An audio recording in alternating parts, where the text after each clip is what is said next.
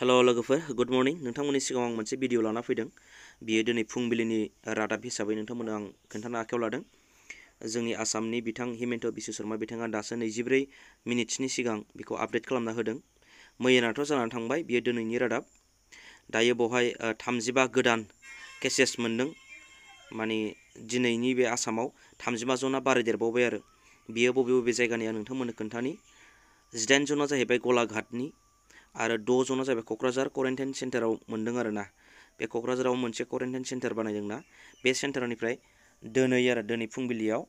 मा होनो 6 जन मोनदों दे क'क्राझारनिफ्रायबो आरो साबाया करीमगन्जनि आरो सानैया तिनसुकियानि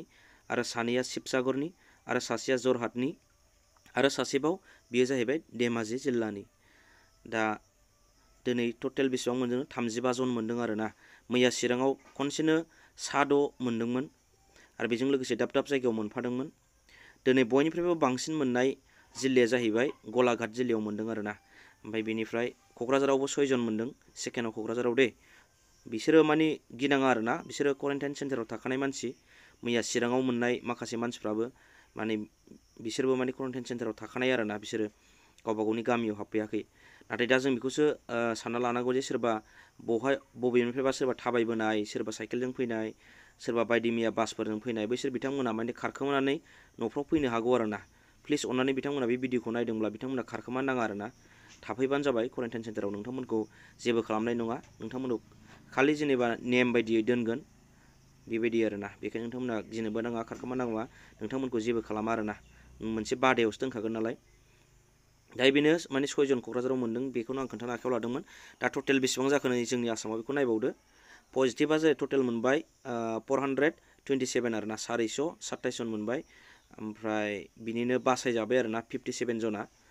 57 जना ओमफ्राय एक्टिभ दाबो जोंनि आसामाव 363 जना माने बिसोरनि देहायाव दाबो एक्टिभ दं आरो थैनायाथ' 7 जाहैबाय बेनो आरोना दा नोंथांमोना बेखौ नाय आरोना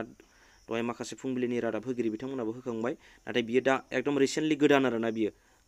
पजिटिभ आरो दा 427 थांबाय दे बेनो ओमफ्राय नैबे सिगांनिया नैबे मोन 392 मोन ओमफ्राय 57आ बारग'दोंमोन ओमफ्राय 328 मोन आरोना एक्टिभा ओमफ्राय दा बेयो बारायबायनो बेसेबां जाखो 427 जाबाय दिनै आं बेखौनो खोन्थानो आखायाव लादों नोंथांमोना मानि बांद्राय ओंखारला बायालासिनो जेनेबा न'फ्रावनो थाबानो जाबाय आरो गावनि लांगोनाफ्राव एसे एनै बेरायनाया जेबो नङा बेखिनियानो आरो एसे हुसियार जा आरो गुबुननिफ्राय हाबफैनाय मानसिफोरखौ अननानै दासोथ' आरो दायो माने गोजाननि आउट अफ आसामनिफ्राय फैनायखौ आरोना थाल ला आरो सोरबा खारखोमाबोनो हागौ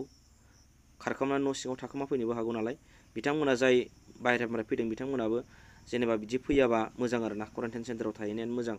आं बेखिनिखौ बुंनानै दोनथ'नाय जाबाय बाय बाय